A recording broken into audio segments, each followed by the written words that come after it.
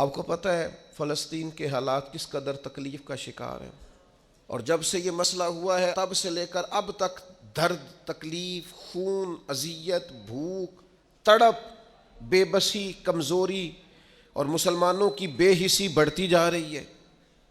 پتہ ہے اس کی وجہ کیا ہے؟ اس کی وجہ جو نبی پاک علیہ السلام نے ہمیں بتائی ہے نا، وہ یہ بتائی ہے کہ زندگی سے جب تمہیں پیار ہو جائے، دنیا سے جب تمہیں پیار ہو جائے اور موت سے جب تم ڈرنے لگو، پھر تمہیں وہن ہو جائے گا، پھر کافر تم پر لپکیں گے، پھر تم کمزور ہو جاؤ گے۔ جب جینے کی ہرس بڑھ جائے، جب آسودہ طرز زندگی انسان کی طبیعت سے لگ جائے، پھر اس کا مرنے کو جی نہیں چاہتا۔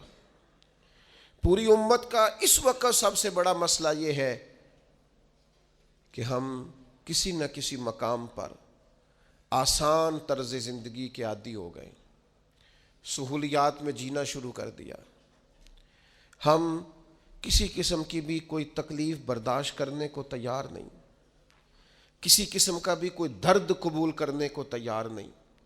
ہم سفر بھی تیز کرنا چاہتے ہیں اور یہ بھی چاہتے ہیں کہ سامنے سے ہوا بھی ہمیں تیز نہ پڑے۔ یاد رکھیں، جتنی تیزی سے جہاز اڑتا ہے اتنی تیزی سے ہی اسے مخالف ہوا کا سامنا بھی کرنا پڑتا ہے۔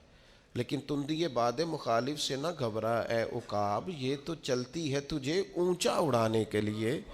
اپنی زندگی میں موت کا خوف، موت سے بھلا کون ڈرتا ہے؟ قرآن مجید فرماتا ہے موت سے منافق اور کافر ڈرتے ہیں۔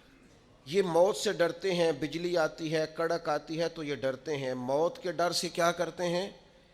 یہ اپنے کانوں میں انگلیاں ڈال لیتے ہیں، من السوائی کی، کڑک کی وجہ سے۔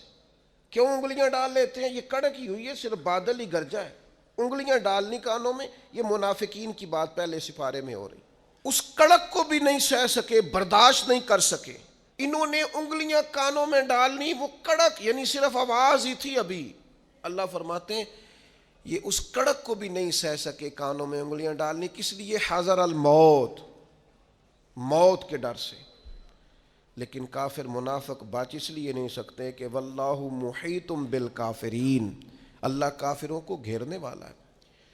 کافر اور منافق موت سے ڈرتا ہے، مومن موت سے۔ ایمان جیسے جیسے مضبوط ہوتا جاتا ہے ویسے ویسے تو اس کے اندر طاقت آتی رہتی ہے۔